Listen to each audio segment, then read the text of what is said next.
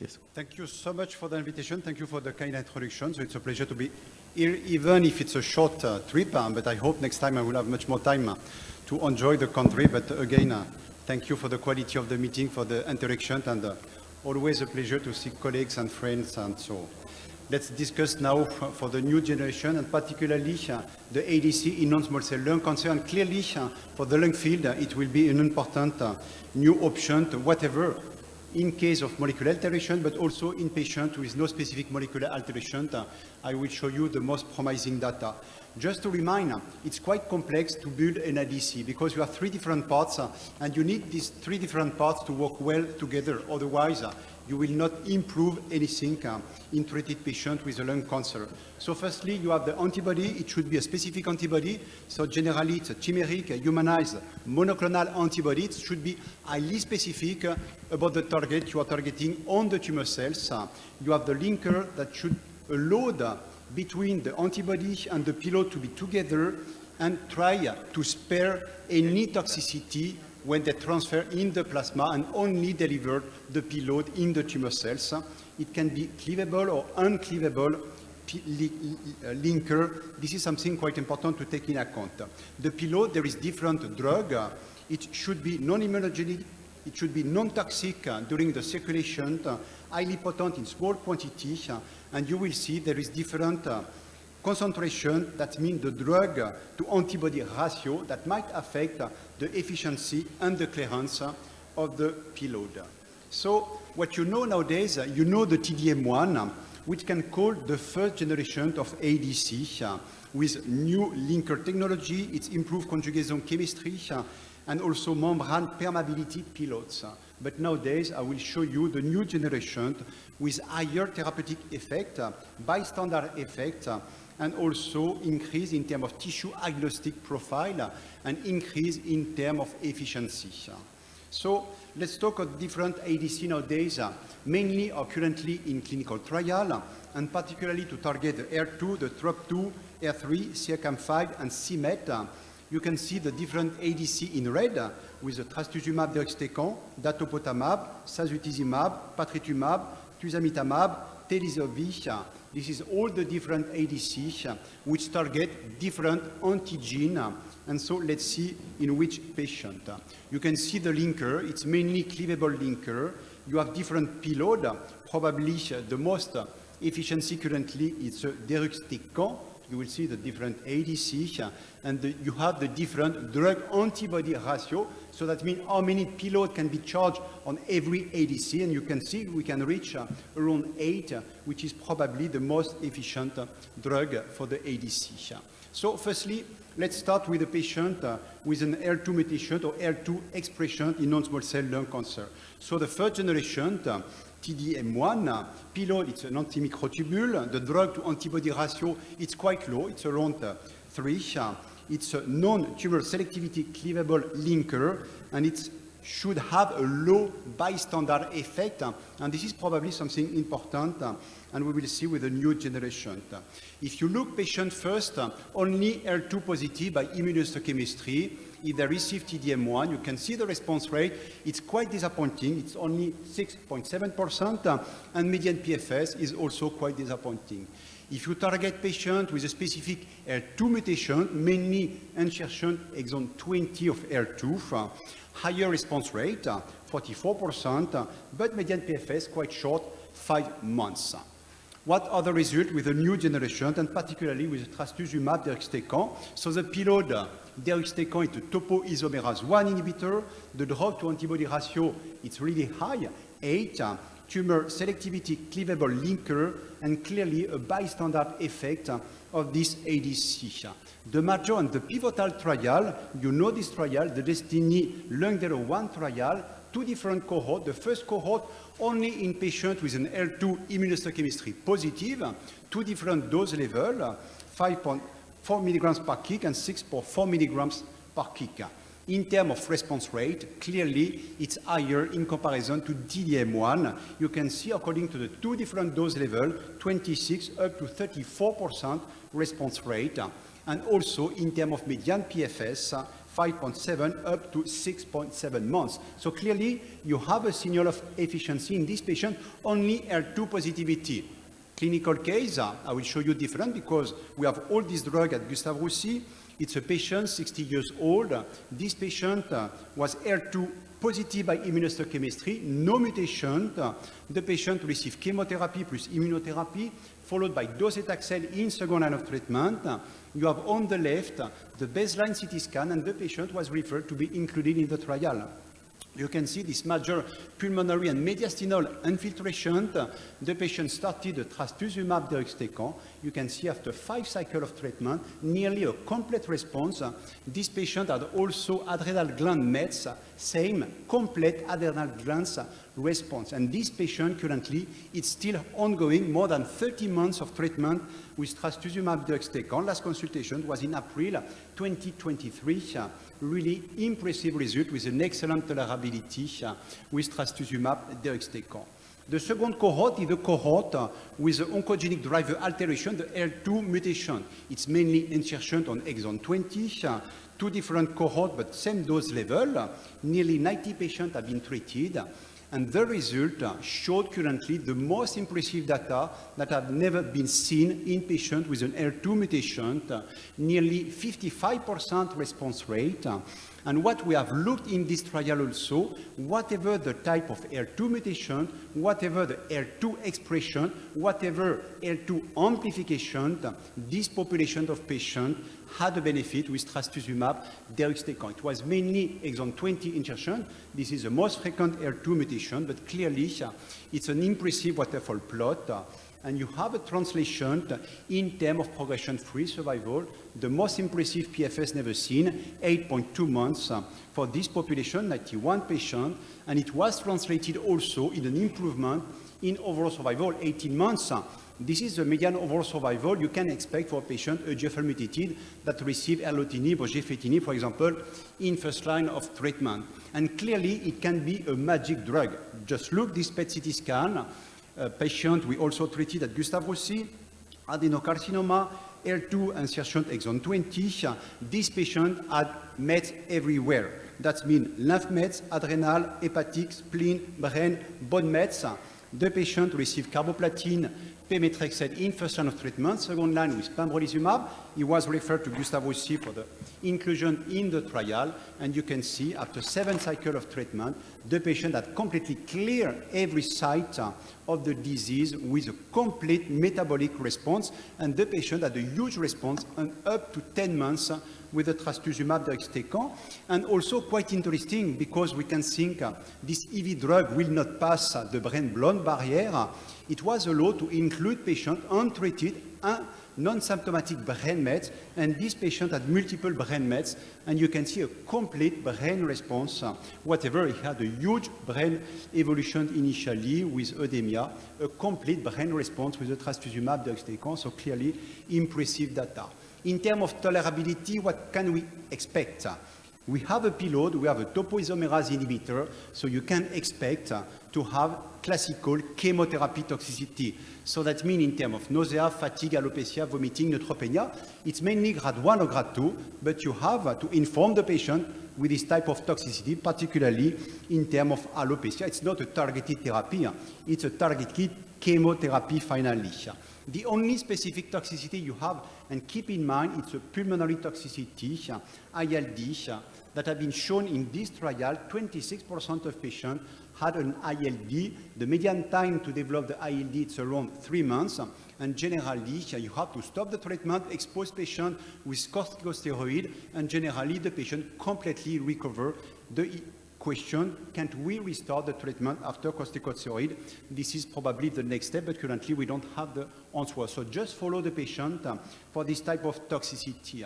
And this type of toxicity seems to be mainly related to the dose level. And so that's why we have developed, after this trial, the Destiny Lung02 with 2 different dose levels. So initially it was 6.4 milligrams per kg, and it was developed 5.4 milligrams per kg. This is a dose level developed in the breast area.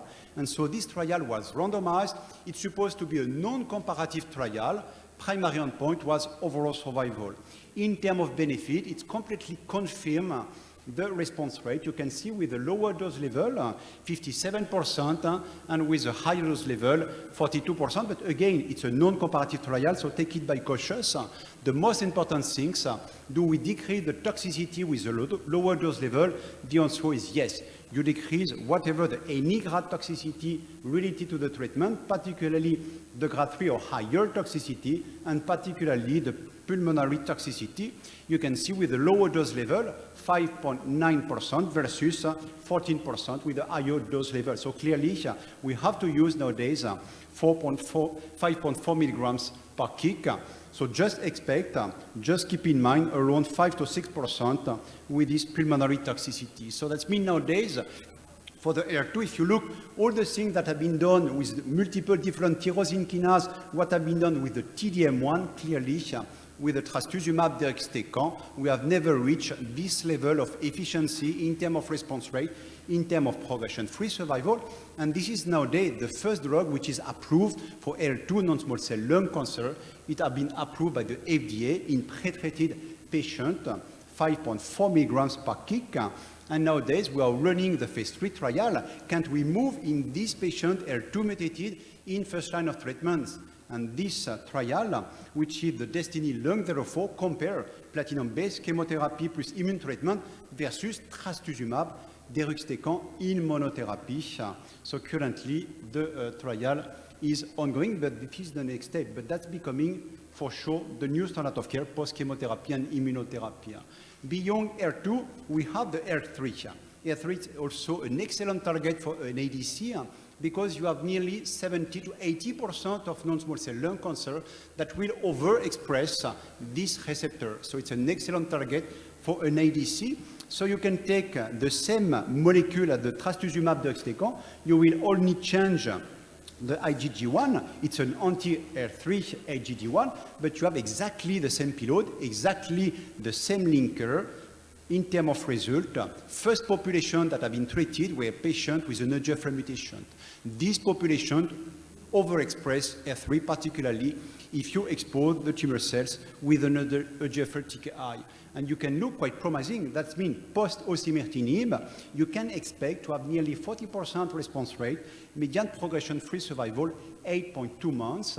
They also looked at correlation between the expression of AR3 and the magnitude of benefit. It does not seem to be correlated so far. But if you look at the diagram, you can see that the patient with a complete partial response seems to have a slightly higher expression of the AR3, but currently there is no specific biomarker, but quite impressive to see this type of data in this EGFR mutated population. But probably we can also do like this for the other type of molecular alteration.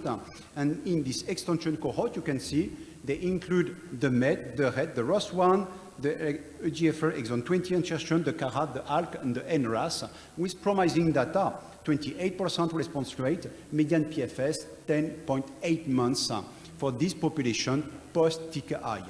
In terms of result, we have this type of data. A patient we have treated post-osimertinib, cisplatin pemetrexed, EGFR exon 21 mutation. This patient had multiple pulmonary evolution. He received the patritumab deruxtecan, and you can see after 3 cycles of treatment, he had a complete clearance, a complete response on the different pulmonary nodes, and this patient had the treatment for more than 1 year with a huge benefit. So that means nowadays, the development is ongoing with this trial, the ERTENA Lung 02, which compare post-osimertinib, platinum-based chemotherapy versus patritumab deruxtecan. TROP2, it's a transmembrane glycoprotein. It's highly expressed in non-small cell lung cancer, but also in many different tumor types. And so it's also an excellent target for an ADC. So you can take the same ADC, you just change again. It's a IgG1 anti-TROP2, same linker, same payload, dose escalation cohort, whatever the line of treatment. It was mainly patients in 3rd line, 4th line of treatment. In terms of response rate, 21% response rate, and median PFS, 8.2 months at 6 milligrams per kg. And this molecule nowadays, the datopotamab deruxtecan, they are running quickly a phase 3 trial And you had this phase 3 trial, try to randomize versus docetaxel, post-platinum-based chemotherapy immune treatment, de datopotamab deruxtecan versus docetaxel. Primary endpoint is progression-free survival and overall survival. It's also really an impressive molecule.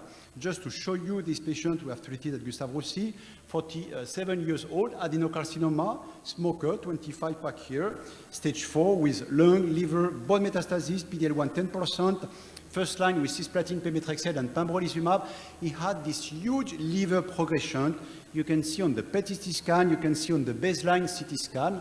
And so the patient started the datopotamab deruxtecan, and nowadays we are nearly 16 months after the baseline of treatment with a near complete response on the liver mets. This patient had also multiple pulmonary nodes and parietal nodes. He was heavily symptomatic. You can see on the top the baseline, and you can see nowadays with an excellent partial response on all the different sites. And the patient nowadays is totally asymptomatic. He stopped any corticosteroid or painkiller with a clear clinical benefit, but also nice radiological response. Quite impressive with this type of ADC. So it was patient with no specific molecular alteration, but probably there is also a nice place for this anti-TROP2 for patients with a specific actionable genomic alteration. We have a subcohort in the phase 2 trial, patient with a molecular alteration. It's mainly EGFR, but included also some patients with RET ALK alteration. You can see promising data, response rate 35%, median duration of treatment 9.5 months. With this type of compound, if you target TROP2 with datopotamab deruxtecan, you have classical toxicity, so mainly the nausea, mainly the fatigue, the alopecia. Just keep in mind one specific toxicity with this compound, which is stomatitis. In nearly 50%, the patient may develop some stomatitis. It can be symptomatic for the patient in terms of quality of life. And so nowadays, what we do, we prevent this stomatitis with a specific mouth washing with corticosteroid before to start the treatment. And clearly, we significantly reduce the incidence of stomatitis. Just show you one of the cases we have treated at Gustave Roussy. Patient, 64 years old, adenocarcinoma, EGFR deletion 19. He received osimertinib first line, second line with cisplatin pemetrexed plus pembrolizumab, third line with gemcitabine. You can see the PET CT scan on the right, the primary seat. He had adrenal gland mets, multiple mediastinal lymph node, and also multiple brain mets. The patient was included in the trial. Just look at this huge response, major response in fourth line of treatment, cycle 3 with datopotamab deruxtecan. You can see nearly a complete response included on the brain mets, quite impressive. It's untreated brain mets, complete tumor shrinkage on the brain area with this type of treatment. Do we have any competitor? The answer is yes. You have the sacituzumab govitecan. We have only a small trial. It's nearly 50 patients that received the treatment. It's an anti-TROP2, and you can see the response rate, 19%, median PFS 5.2 months, and the compound is running currently in phase 3 trial, unselected population versus docetaxel. So you can see we will have a lot of data versus docetaxel in this population, so targeting the TROP2. We can target also CEACAM5. It's overexpressed in non-small cell lung cancer. It's mainly overexpressed in non-squamous, non-small cell lung cancer. And so you have this ADC, tuzavitamab ravtanzine. It's highly specific to target CEACAM5. The average of the drug-antibody ratio, it's not so high, 3.8, but whatever, it's a nice ADC. We have developed mainly this drug at Gustave Roussy, and particularly at the phase 1. And my colleague, Dr. Gaza, have shown and published this data. Phase 1 with expansion dose cohort, patient non-small cell lung cancer, CEACAM5 positive. You have to select by immunohistochemistry. You can see the promising data, particularly in the patient who are CEACAM5 highly positive. So that means more than 50% of the tumor cells. And you can reach, in this population pretreated, 20% response rate. In the lower expression, you can see it's a lower response rate, 7.1%. Same type of toxicity, except keep in mind with this type of drug and probably related to the payload DM4, you have some corneal toxicity in terms of keratopathy, keratitis, around 38%, and you have also some peripheral neuropathy, around 27%, which might impact the quality for the patient.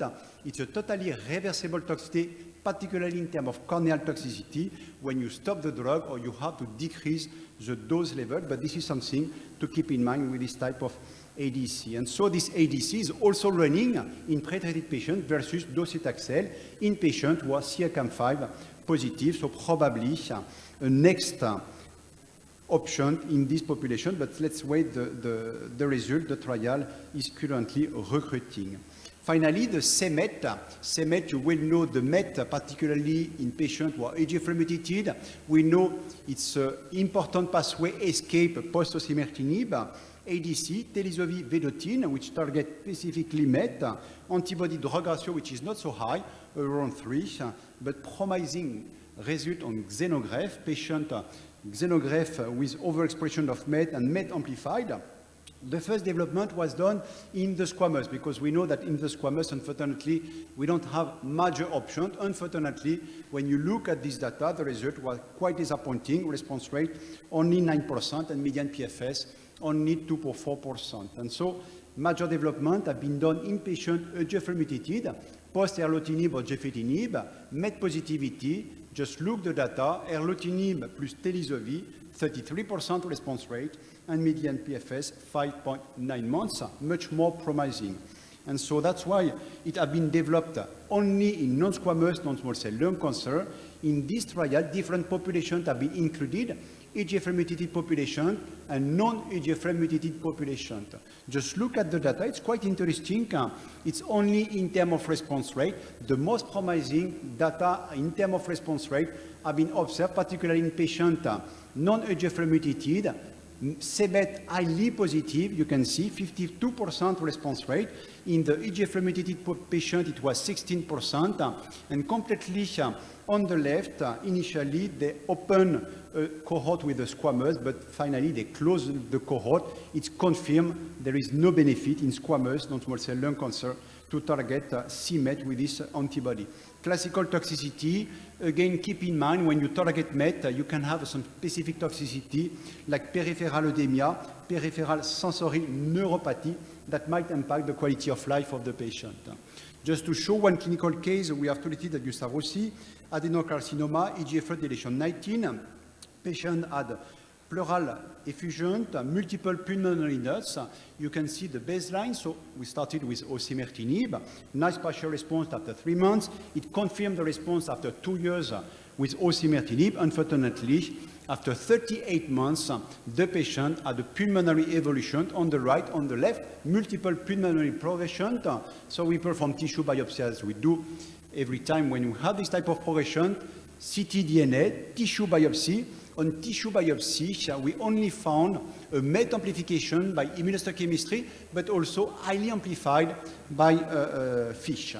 And so we decided to include the patient with the telisovir. We had to stop the osimertinib in the trial. It was quite not so comfortable, but finally, the patient only with the ADC with telisovir had a major tumor shrinkage, as you can see on the main target on the right, but also on the left, with a major benefit up to 8 months post-osimertinib. And after, again, the patient progressed. We rebiopsied the patient, and again, we saw the emergency of EGFR mutation, and we started again osimertinib, and again, the patient responds to osimertinib post-telisovir.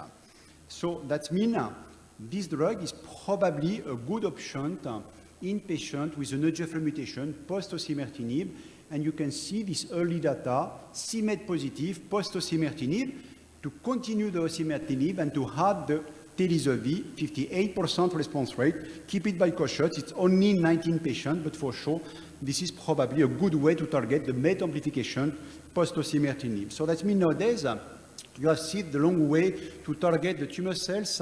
We started with the chemotherapy, with the radiation, with the targeted therapy, with the immune treatment to target PD-1, PD-L1. And for sure nowadays, we are targeting the surface protein with this ADC. It's only a beginning.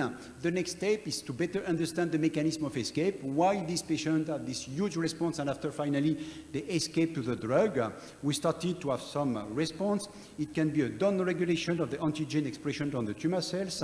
It can be an alteration of the intracellular trafficking pathway, or it can be a payload resistance with efflux.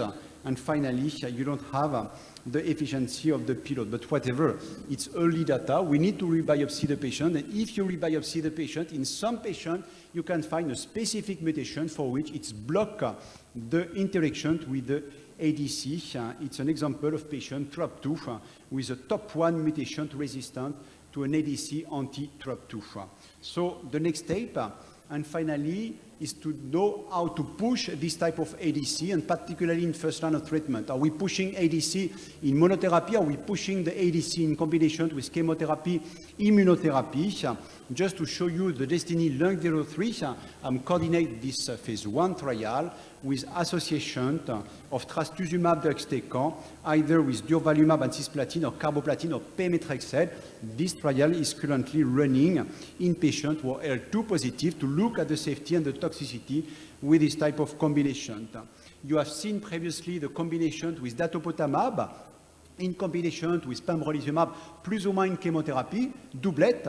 That means datopotamab plus pembrolizumab or datopotamab plus pembrolizumab plus chemotherapy. We have to take by cautious in terms of toxicity, the grade 3 or higher. You can see 40% for the doublet, 60% for the triplet.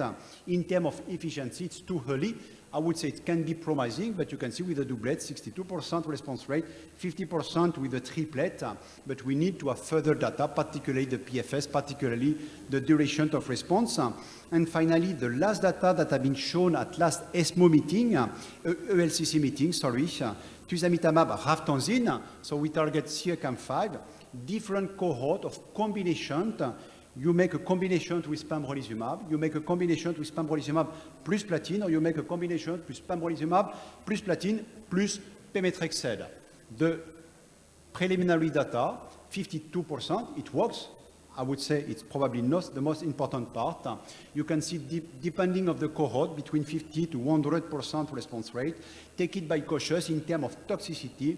You can see in grade 3 or higher, 68%, and grade 5, 16% in terms of toxicity. So this is something also to take by cautious. It seems to be feasible. Does it bring a benefit to do this type of association? Currently, it's too early to say. We need to take it cautious, this type of toxicity with the ADC. Generally, the tolerability is excellent. Keep in mind the toxicity like a chemotherapy. Keep in mind the specific toxicity like the ocular toxicity for some ADC, the pneumonitis for some ADC, the peripheral neuropathy for some ADC. That depends on which ADC you are using. It's not an issue in second, third line of treatment. It might be an issue in first line of treatment. How to get access to the market, because we don't have any ADC currently in Europe, and particularly in France. We need to have the phase 3 trial. Many phase 3 trials are ongoing, and we should have the first result at the end of the year or next year. You can see all the phase 3 trials for the HER2, CEACAM5, TROP2, HER3, and MET, all the ADC. They compare to docetaxel, or they compare to platinum-based chemotherapy. And just to finish, because probably it's a new Windows for the ADC. We had previously the first generation. Nowadays, we have the second generation. And the future is the new ADC. And particularly different ADC are currently ongoing. The B-specific ADC, so you can target two different antigens. You can have dual payload, so you have two different drugs of chemotherapy on each ADC. You can have some ADC with immune-stimulating payload, like the TLR stimulating agonist, and you can have some radionucleotide ADC. So you can see we can develop so many things with the ADC. It will be a major tool for the non-small cell lung cancer. So that means nowadays tissue is still the issue. So we are looking for the molecular alteration, we are looking for the protein expression, and so that means nowadays we need to perform DNA sequencing, RNA sequencing, protein analysis. with the HER2, the MET, the TROP2, the PD-L1, the CEACAM5, the HER3, and this is only the beginning. So clearly, tissue is still the issue. I hope we can resolve by the liquid biopsy, but currently it's still ongoing. And finally, and probably the final objective will be to design each ADC depending on the patient, depending on the tumor cells, depending on the tumor microenvironment. And the goal is to have a specific platform for which you can biopsy the patient, make the analysis, see the tumor cells, see the microenvironment, and you can build your own ADC for each patient to individualize what is the best treatment for the patient. And this is something we are working on, but we need to better understand, to biopsy the patient. And this is something needed to generate data, hypotheses, and to develop this type of platform. And finally, I will thank you and thanks my colleague so much.